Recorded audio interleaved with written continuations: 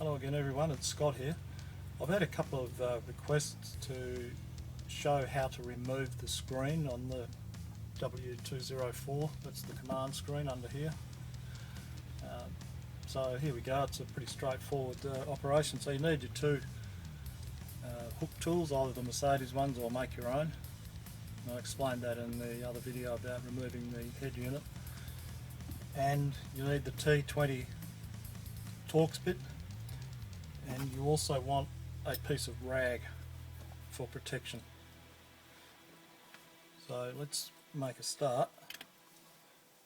First thing is open the folding lid,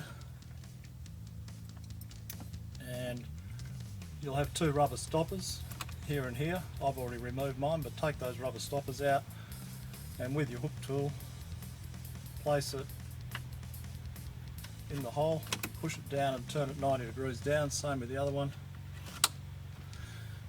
and then just give it a decent pull and this section will come out.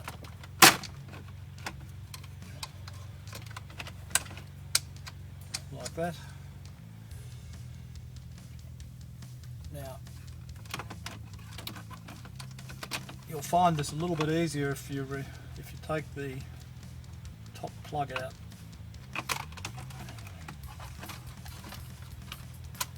The white plug on the top. Right, so it's that one there that plugs into that socket there. So if you take that out, and remember that comes in over the top and plugs in there afterwards, and then your piece of rag, just put it in here over the command unit to protect it from any scratches, and that can just hang there like that.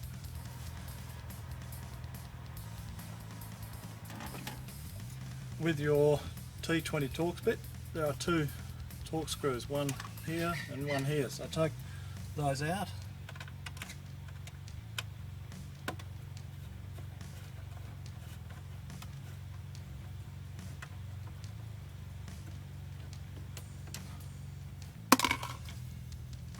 And the other one.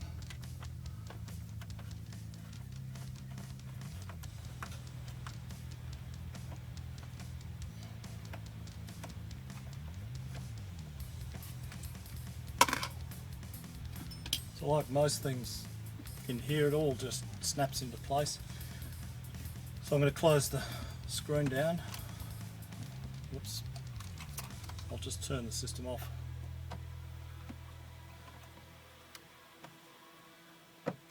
Okay.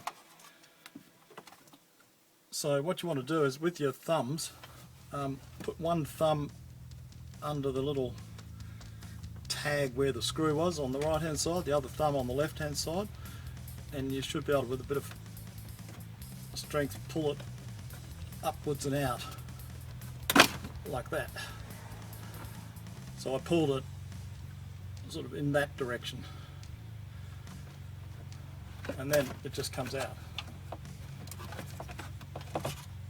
like that. There's a cable on the back here, which I think is a fibre optic cable. That's the one you've got to be a little bit careful with. And it has a slot that this goes into, and you've got to be careful that when you put this back in again, that section of the cable goes back into its slot. I'll just take the camera off the stand and I'll show you what I mean.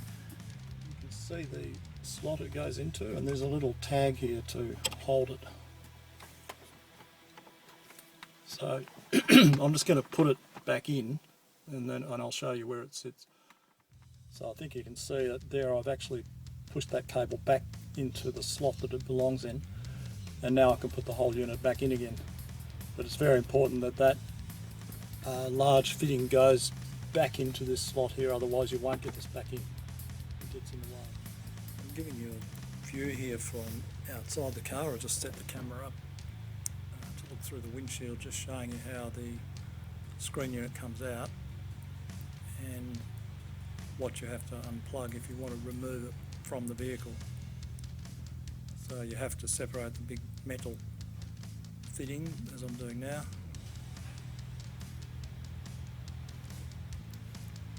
and then using the little hook tool, just need to push in the catch on the other cable.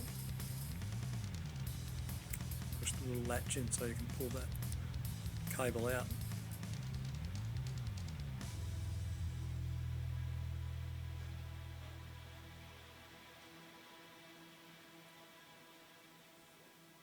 And then the white connector there, that's the connector that goes into the vent fitting. So here we are putting it back in again. So you just put that cable back into its slot.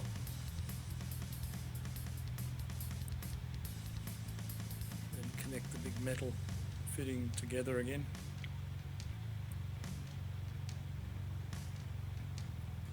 And make sure that metal fitting goes into the socket that it's supposed to go in and clips into place, and then keep your finger on there to hold it in because it pops out very easily. And it just slides and snaps into place. Okay, so to put this unit back in again, I've made sure that that big cable connector is sitting in the slot that it's supposed to sit in, and then you've got to tilt it upwards. And you want to get these little tags, there's one on each side. It's very easy for that cable to jump out of its slot because there's not a lot of slack in it.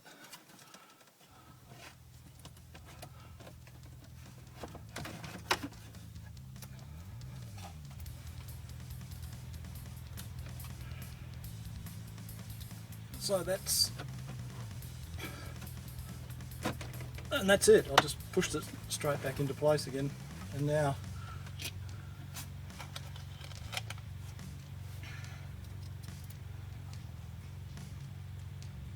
all I do is just put those screws in, and remember you've got to put the plug back into the top here. So there it is, that's in, and that's open. Take my rag out. Those two cloth covered cables have to go in the middle, and then I can put that back in, and that just snaps back into place again. So very simple, 2 screws back in and push that back into place and it just snaps in, and then when you've all finished, put your rubber stoppers back in again. Okay, thanks for watching.